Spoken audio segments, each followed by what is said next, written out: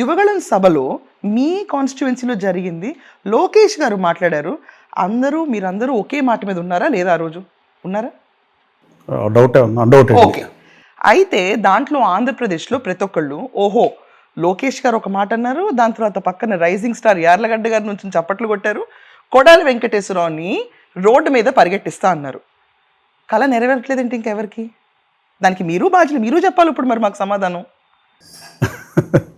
అంటే ప్రజాస్వామ్యంలో రెండు రకాలు ఉంటాయండి. డెమోక్రసీని అబ్రహం లింకన్ ఎలా అభివర్ణించాడో మీకు తెలిసిందే. నా శత్రువు అయినా ఎవరైనా నాకు బలగం అధికారం అన్నీ ఉన్నా, నేను శత్రువుని కూడా నోరు మోయించగల స్థితిలో నేను అతని స్వేచ్ఛను హరించను.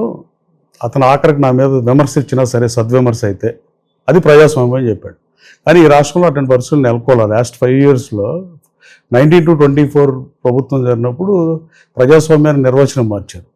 బూతులు తిట్టేవాళ్ళు, అడ్డగోలుగా మాట్లాడేవాళ్ళు, అన్పార్లమెంటరీ ఓట్స్ మాట్లాడేవాళ్ళు, మంత్రి పదవి రేసులో ఉన్నవాళ్ళు చంద్రబాబు గారి ఇంటి మీద దాడి చేస్తున్న టైపు. ఇప్పుడు అదే మనుషులు ఇప్పుడు సీట్లు కన్ఫర్మ్ ఉన్నందరూ వైసీపీలో టికెట్లు కన్ఫర్మ్ చేసుకోవడానికి ఇప్పుడు మళ్ళీ తిట్లు మొదలెట్టారు.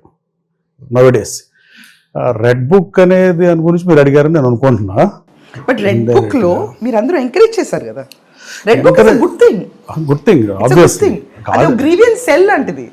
అంటే బేసికల్లీ బాధలు పడినాడికి తెలుస్తుంది, గాయపడినాడికి తెలుస్తుంది అని.